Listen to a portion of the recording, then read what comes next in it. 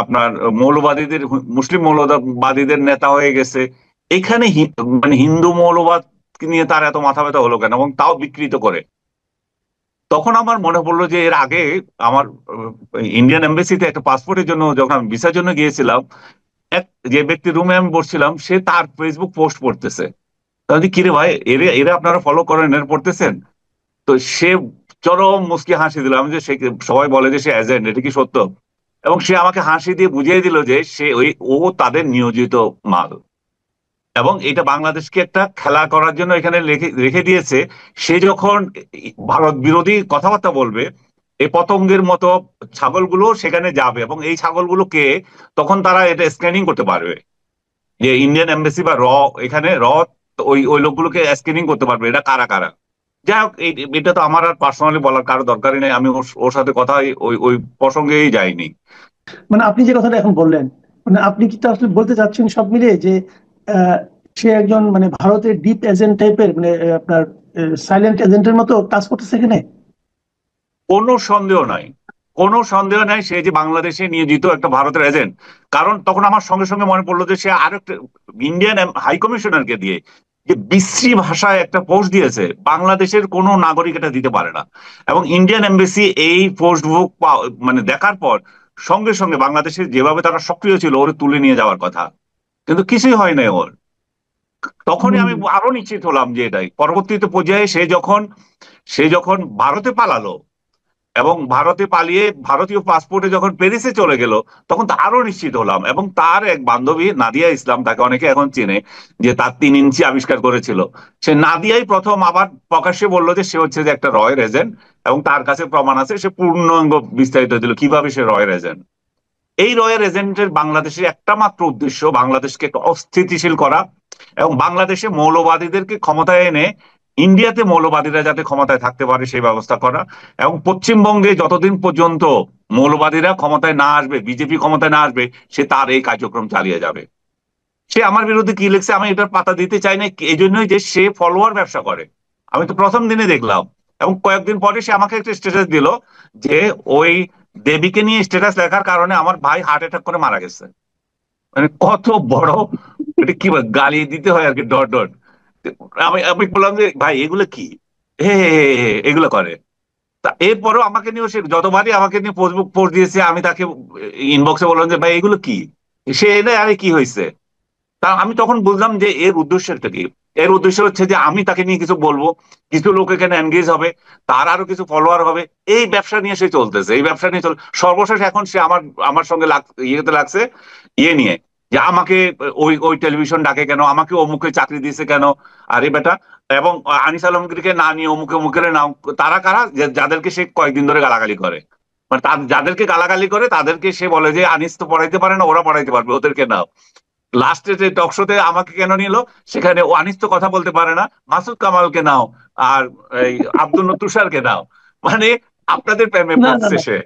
ওখানে ওখানে হ্যাঁ, কিন্তু মাসুদ কামাল বলে নাই, ওখানে বলেছে কথা কামাল। ও কথা কামাল, আচ্ছা, এদেরকে নাও। কিন্তু আপনাদেরকে আবার যখন গালাগালি করে যে আপনাদের তখন জ্ঞানই নাই, দুনিয়ায় সমস্ত জ্ঞানের ভান্ডার নিয়ে আসছে ওই ডট ডট। তো সে ছাড়া মানে বাংলাদেশে আর কেউ জ্ঞান নাই, কিছু নাই, কথা বলতে পারে না, কিছুই না।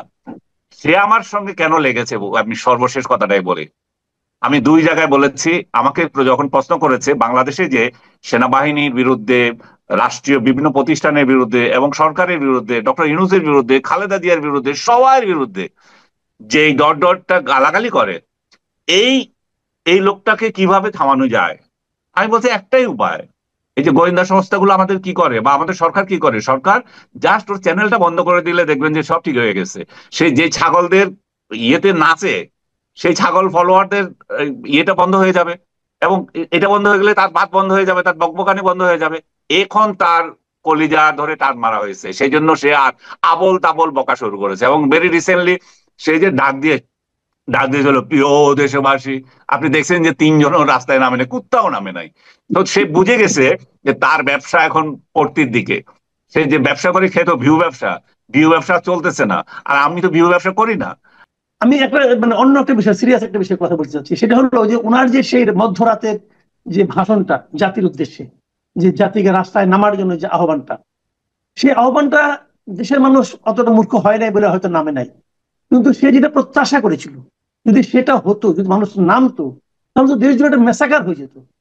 এখন পরের দিন যখন জানা গেল, দেখা গেল যে না কিছুই হলো না, এবং তারটা পুরাই হাওয়াই একটা হুমকি ছিল, হাওয়ার উপরে হুমকি ছিল। তো হুম। ওনার যে ভক্ত যারা ছিল, ওনার যারা মুরিদ, তাদের জন্য হলো কি চক্ষু লজ্জার খাতিরে হলেও কি তার একটা ব্যাখ্যা দেওয়া উচিত ছিল না, যে এটা সে কেন দিছে, কি ভুল হয়েছে না হয়েছে? সে তো কিছুই বললো না, চুপ করে থাকলো। এটা কি একদম মানে অবিবেচকের মতো কাজ করলো না? না, এটা তো, তার তো কোনো ভাষা নাই এখানে। ও তো যে ছাগলদের চড়ায়, ওর তো কোনো দায়বদ্ধতা নাই ওদের কাছে। আমি ওকে বহুদিন আগে বলেছিলাম যে আপনার অন্তত যখন আমার সাথে কথা হচ্ছিল, আমি বললাম, দেখেন আপনার অন্তত, মানে আমি বলছি যে আমার হোয়াটসঅ্যাপে কথা হচ্ছিল, পার্সোনালি তো কথা হয় ওর সাথে, যে আপনি অন্তত কিছু লোককে, যে মূর্খগুলো আপনাকে ফলো করে, এদেরকে অন্তত আপনি একটু শিক্ষিত করতে পারেন, যে আপনি ওদেরকে ভালো হুম। মেসেজ দিতে পারেন। আপনার তো ফলোয়ার আছে ভাই, ফলোয়ার গুলোকে কাজে লাগান। আপনি কেন এদেরকে বিভ্রান্ত করেন? এবং আমি তাকে অ্যাপ্রিসিয়েট করলাম যে ঢাকা ইউনিভার্সিটির এই যে একটা মেয়েকে, ওড়না পরে নাই, একটা একটা হুজুর টাইপ কর্মচারী ওকে অপমান করেছিল, এবং তাকে শাহবাগ থানাতে গিয়ে এই জনতা তাকে বের করে এনেছিল, আপনার মনে আছে? হ্যাঁ হ্যাঁ, মনে হ্যাঁ, আছে, ফুলে ফেলা দিল। হ্যাঁ। তো সেই সময় ওই ব্যাটারির বিরুদ্ধে কিন্তু সে ভিডিও করেছিল। আমি তাকে মেসেজ দিয়েছিল যে এই আচ্ছা। প্রথম আমি দেখলাম একটা সেন্সিবল লোকের মতো আপনি কাজ করেছেন। এইটাই তো কাজ করা উচিত ইউটিউবারদের, যাদের ফলোয়ার আছে, Right, right. যারা ইনফ্লুয়েন্সার হবে। আপনি কেন এই সমস্ত আউল ফাউল জিনিস করেন? এবং আপনি একটু শিক্ষিত লোক। এর কোনো জবাব নাই ওর। মানে 5 আগস্টের পর থেকে তার কমপ্লিট মাথা, আগে তো কথাবার্তা হয়তো, 5 আগস্টের পর থেকে কমপ্লিট নষ্ট হয়ে গেছে, যে সে জাতির বিবেক মনে করতেছে। আমি তাকে এটাও বললাম যে এই সমস্ত ফালতু কাজ বাদ দিয়ে আপনি তো দেশেও তো আসতে পারেন। দেশে এসে যে ডক্টর ইউনূস যে স্বাস্থ্য মন্ত্রণালয়টা একটা মহিলার হাতে দিয়েছে, ও তো কিছুই করতে পারছে না। আপনি স্বাস্থ্য বিষয়ে পরামর্শ দিচ্ছেন, স্বাস্থ্যের মন্ত্রণালয়টা তো অন্তত নিতে দেন। তো সে বলে যে আপনি মনে করেন যে আমাকে দেবে, এটা আপনি যত মনে করেন তত না, ওরা আমাকে কিভাবে নেয়। আমি বুঝলাম যে পুরোটাই তার ফ্রাস্ট্রেশন এবং মেন্টাল মেন্টাল কি বলবো, এগুলা হতাশা থেকে সে এগুলা করতেছে। এবং এগুলা করে সে দেশটাকে ধ্বংস করতে চায়। তার তার যে টার্গেট, যে ভারতের এজেন্ট, সে এজেন্সি তার কার্যক্রমটা যাতে পূর্ণ হয়। এবং বাংলাদেশের মূর্খ জনতা যারা ওর কথায় নাচে, ওরা কবে যে বুঝবে আমি জানি না। এই দেশটা যদি ভারত যদি কোনোদিন আক্রমণ করে, শুধুমাত্র ওই যে আপনি বললেন ওই রাতে যদি কিছু হতো, তো ওই রাতে কিছু হলে ভারত পার্শ্ববর্তী দেশ, সে যদি এখানে গন্ডগোল দেখে, সে যদি এখানে মৌলবাদীদের আস্ফালন দেখে, সে কেন পার্শ্ববর্তী দেশ হিসাবে সে সবকিছু টলারেট করবে? এবং ভারত কি এত ছোট রাষ্ট্র যে বাংলাদেশ তার বিরুদ্ধে যা ইচ্ছা করবে সেটা সে মেনে নেবে? এবং হুম। এটা তো সুযোগ করছে ওর মতো কিছু ইয়েকে, এজেন্টকে রেখে। এবং যতদিন পর্যন্ত এগুলা ঠিক হবে না, সে আমাকে বললো যে, আমাকে রিসেন্ট যে ইয়েটা দিছে, যে আমি ওর সমালোচনা করতে চাই না, আমি জানি যে সে, আমি যদি তারে হুমকি দিই যে সে কিন্তু বিদেশে অ্যাসাইলাম নিয়ে আসবে, মানে বাপখানার মধ্যে বিদেশে অ্যাসাইলাম হচ্ছে দুনিয়ার সবকিছু। ও যেরকম পালিয়ে গেছে, ও যেরকম ওইখানে যে কুত্তার জীবন যাপন করছে, এবং কুত্তার জীবন সে মনে করে যে অন্য কেউ তার মতো কুত্তার জীবন যাপন করবে এবং পালিয়ে পালিয়ে থাকবে। আরে বেটা, আমার যদি অ্যাসাইলাম নেওয়ার খায়েশ থাকতো, আমাকে যখন স্টেট ডিপার্টমেন্ট দাওয়া দিয়েছে, ও বিভিন্ন দেশ দাওয়া দিয়েছে, তখনই তো যেতাম। 2 দিন আগেও তো আমি লন্ডন ঘুরে আসলাম। তোর অ্যাসাইলাম লাগবে কেন আমাকে?